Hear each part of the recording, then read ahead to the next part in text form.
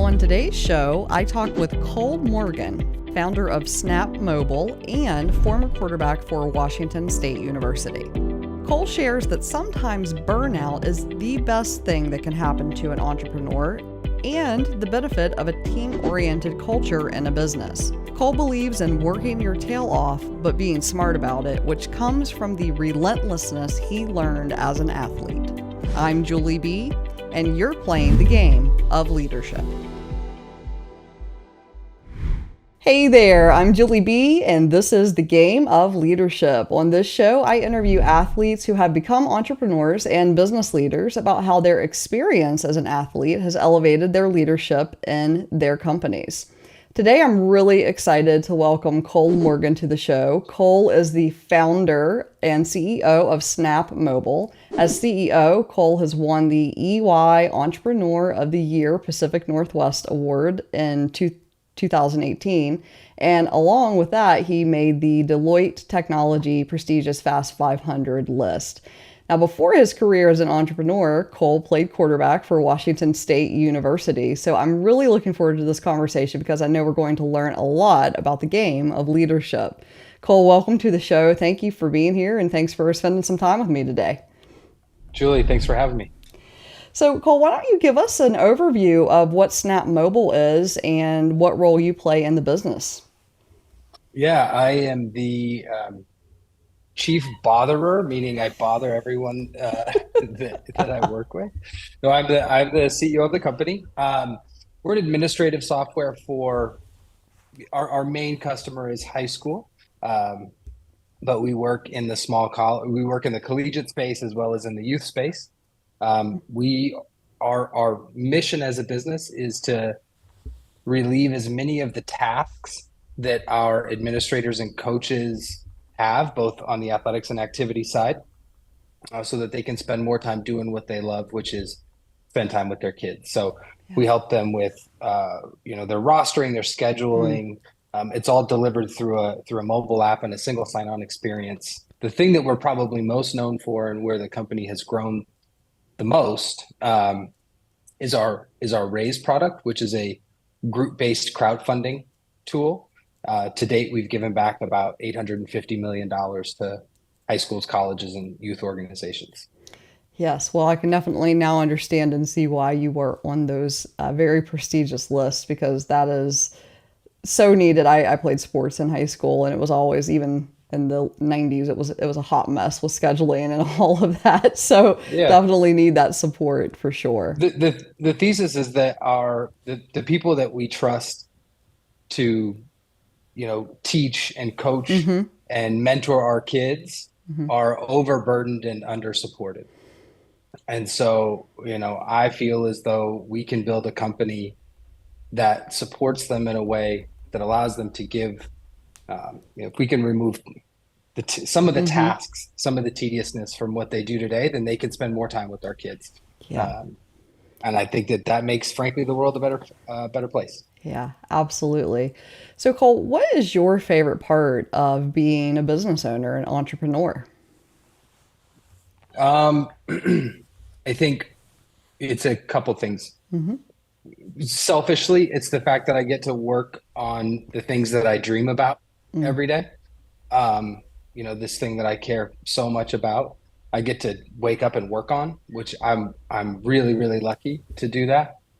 But I think the things that make me the happiest or the most fulfilling is when I know that our product has worked for our customers, meaning it's done exactly what I mentioned before. It's saved them time. They have money. They can do the things that they want to do for their kids, and they can provide great experiences for, the groups that they lead or manage or the schools that they run or the districts that they run. And then third, it's when our employees have success.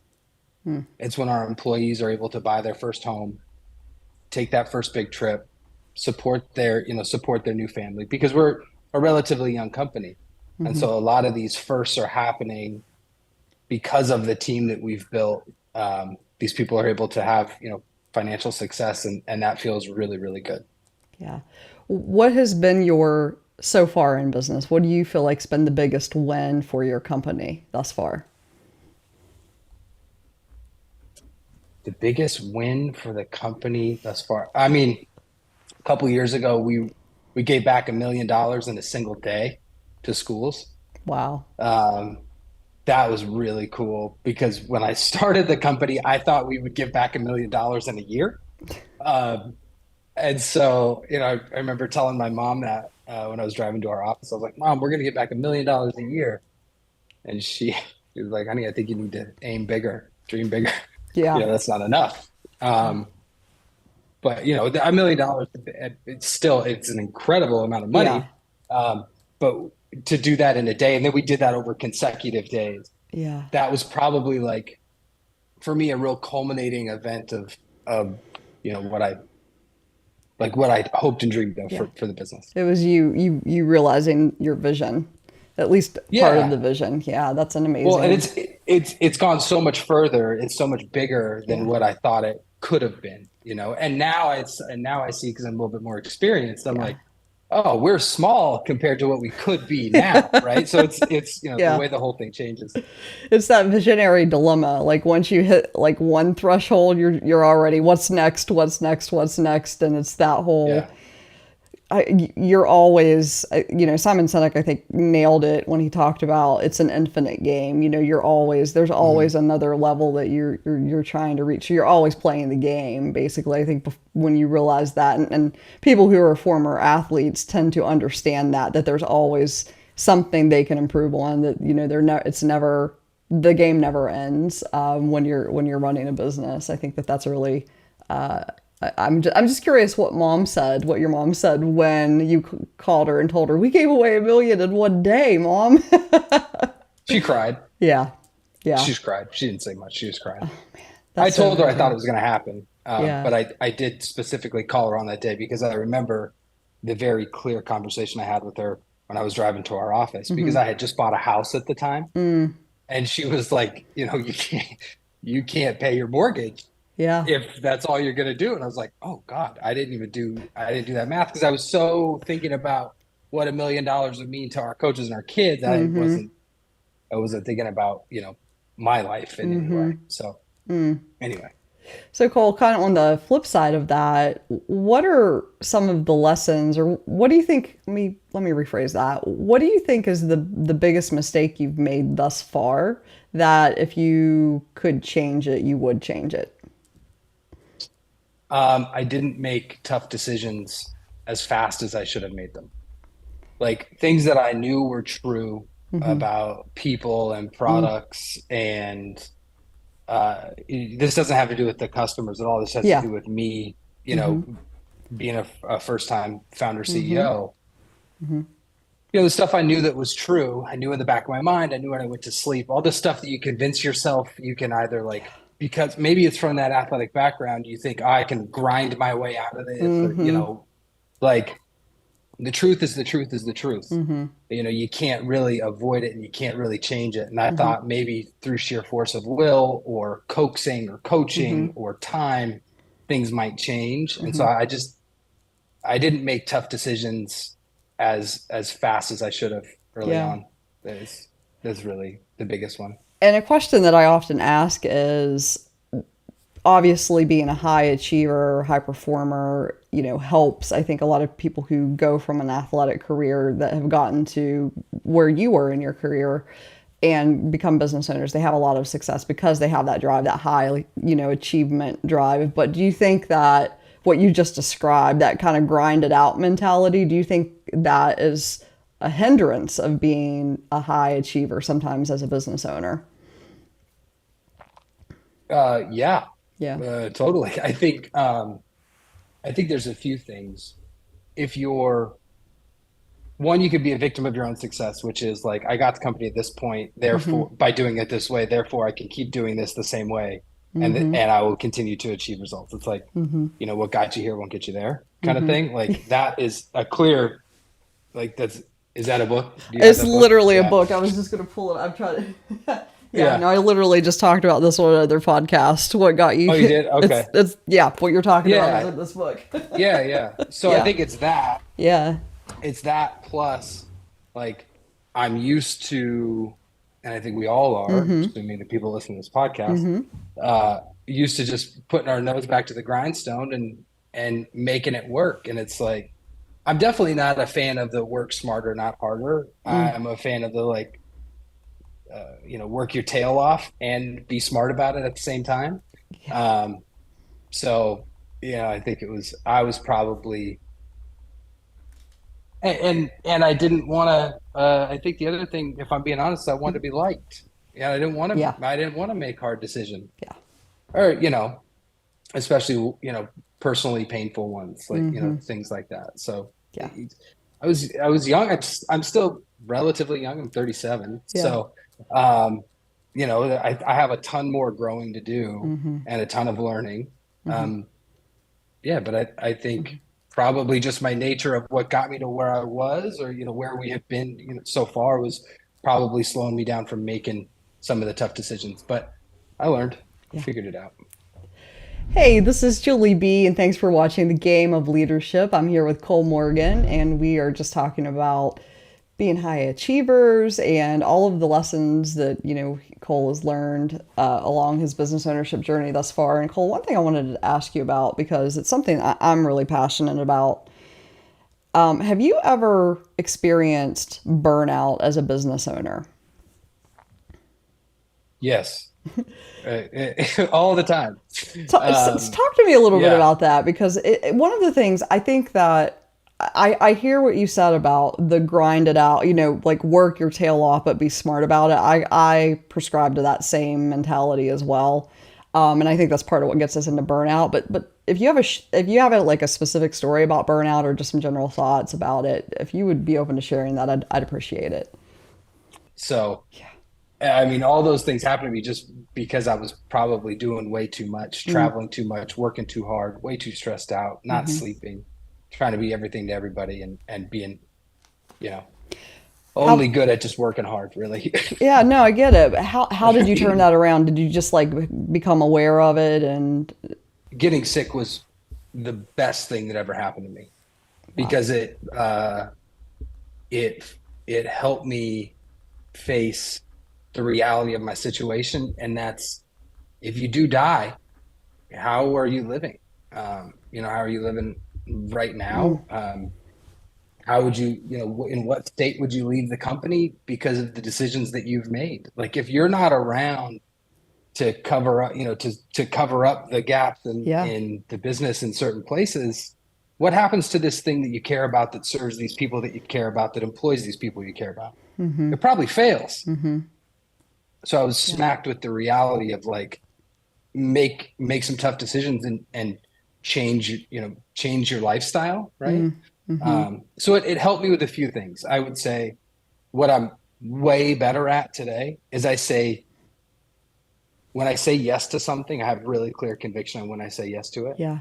When I say no to something, I have really clear conviction on saying no. Yeah. And then when I actually take time off, I'm gone. You take Like time off. You're I'm like, really peace out. out. Yeah. Yeah, yeah. I'm like, it'll be fine.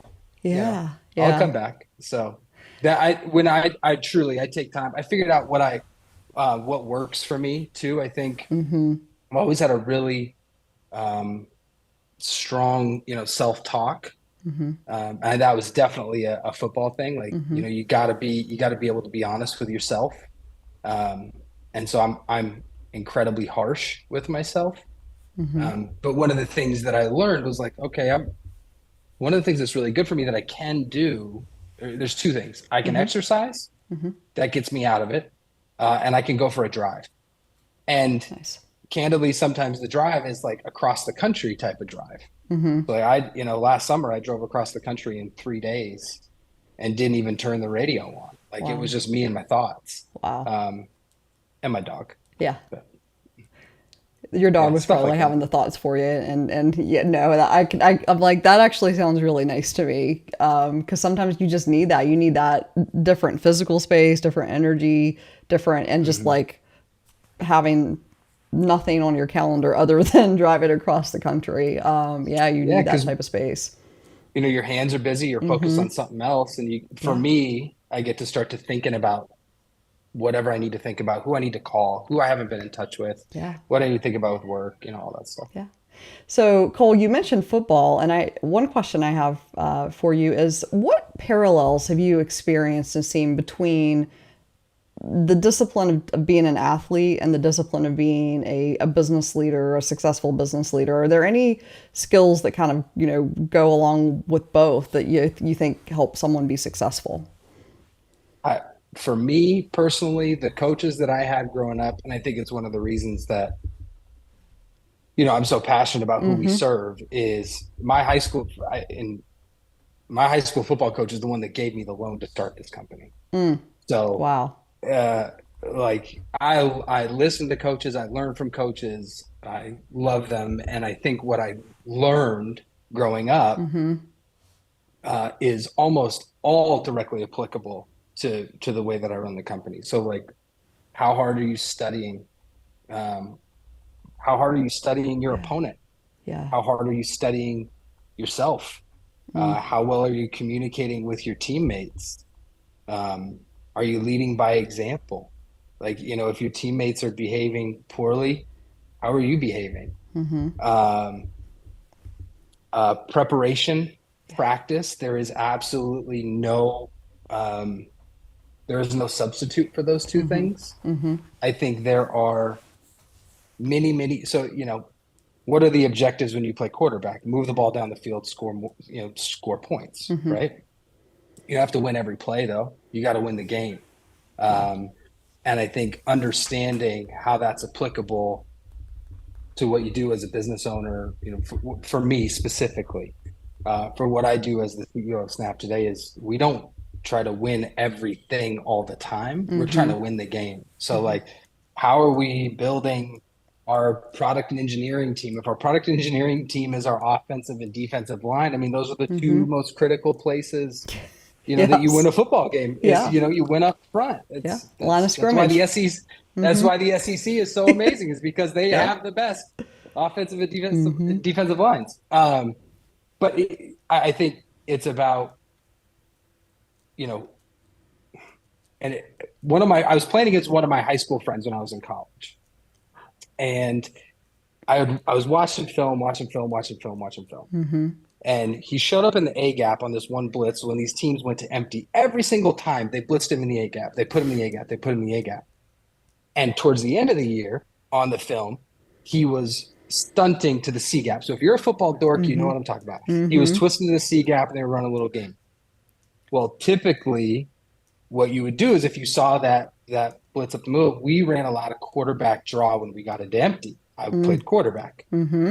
He showed up in the A gap and I checked two quarterback draw, which most teams, Won't do. Yeah. most guys, they would not do that. Yeah. And basically I just ran to where I knew he was going to leave. And I scored a touchdown. And he came up to me and he goes, "How did you know that I was doing that?" And I said, "I saw you do it 2 weeks ago, blah, blah, blah." So Yeah. like when the moment, if you're prepared for football and for work, when the moment is ready and you're prepared, you can take advantage. Yeah, that preparation is so key, and I could just picture that what you're describing, and you watched film, you saw him do it, you did the preparation, and so when it came Mm-hmm. time to actually call the play, call the audible, you did it. And so much, business is like that too. You see things, or you might see other people doing certain things, you might see your competitors doing certain things, and then when you get into the moment, like, oh, this is, you can almost predict sometimes what they are going to do, and so then you can audible out of whatever your plan was, and go a different way. And the only way that is if you are prepared, if you've done that homework, and Mm-hmm. that's so crucial as a Mm-hmm. business owner. I mean, you can look at stuff. You can look at stuff like, I mean, this is simple, but how do companies that are owned by private equity behave versus how do companies that are owned by growth equity behave? What are the decisions they make? How do they deploy capital? What does that mean if they acquire somebody in an adjacent space to something that you're looking at? Are they a private equity backed company? What will they do with that business once they own that business? Will they grow that business? Will they evolve that business? How can you still win? How can you still beat them? Yeah. So, uh, yeah, We could go Preparation. on and It's on with important. all of Yeah, yeah. that for Sorry, sure. sorry, sorry, sorry. No, I love it. I love football. I love watching football. I'm actually really excited to see like flag football becoming something for because I feel like more people are going to have access to it, and that hopefully takes out the fear of the issues that are surrounding football these days, contact sport football. But anyways, I want to ask you. You've brought up team a lot, and I know team is very important. So what Mhm. is something that you're really proud of your team at Snap Mobile for that they've accomplished over the last year or so? What's something that you're really proud of them for? We have, I think we have, so over the course of the last year, we've Mm-hmm. successfully acquired three businesses, four Mm, businesses actually. And I think what we've done, we have an incredibly strong culture at Snap. mm-hmm. And I will say it's built around team and not family. Mm-hmm. I think a lot of businesses call their companies family, Mm-hmm. and family you can't really get rid of. That is Teammates, that's awesome. Yeah. your spot is Mm-hmm. earned every Mm-hmm. day. And I feel, and I tell them that I feel that way. I report to a board. I gotta, every day I show up, I'm earning my spot. Um, and so I think we've built a team, a really a strong team Team. culture. Mm-hmm. And I think what my team has done, my team being the company, has brought in others, I think, really, really well, where they feel like they have a home, they Mm-hmm. feel like they're a part of something Mm-hmm. that has a mission. I think what we've done at Snap that's gone really well is that it's not just me saying this anymore. Yeah. It's it emanates from all of our employees that we're here, we're doing something important, and you're welcome to have a seat on the bus. Mm-hmm. This is how we behave. This Mm-hmm. is what's important to us as a company. Mm-hmm. So I think that and if you talk to a lot of people that have done M&A, most M&A falls apart, when it gets in the building. Mm-hmm. And I think from a team and culture standpoint, I'm really proud of what our people have done to bring in, new teammates. You're watching the Game of Leadership. I'm the host, Julie B, and I'm here today with Cole Morgan, and we're just having a great conversation. Cole, one thing I wanted to ask you is how do you define success today in your business world, and how is that different from maybe how you defined success as an athlete? Well, success as an athlete for me was pretty simple. It was, did we win or did we not? Mm-hmm. Um, so that was easy. It's Mm-hmm. harder to define winning Mm-hmm. when you're running the company. I Mm-hmm. think if I have to say personally for me as the CEO of the Yeah. company, Mm-hmm. winning is when I have made good on the vision and the mission of the business in a couple different ways. That our customers rave about how we improve their lives, their quality of life by giving them more time back to spend with either their kids or their families, Mm-hmm. their students or their families. Mm-hmm. That's one. And that we hear that I want that to be more everywhere and I want it to be obvious, Mm-hmm. right? The other is when our employees and our investors have been paid back for the investment, either financial or the commitment that they've Mm-hmm. made to the company. So, like Mm-hmm. when the shares that they've earned have real value to them, and they do, of course, because the business is growing and things like that. But like, I think I can't say that I've done my job completely Mm-hmm.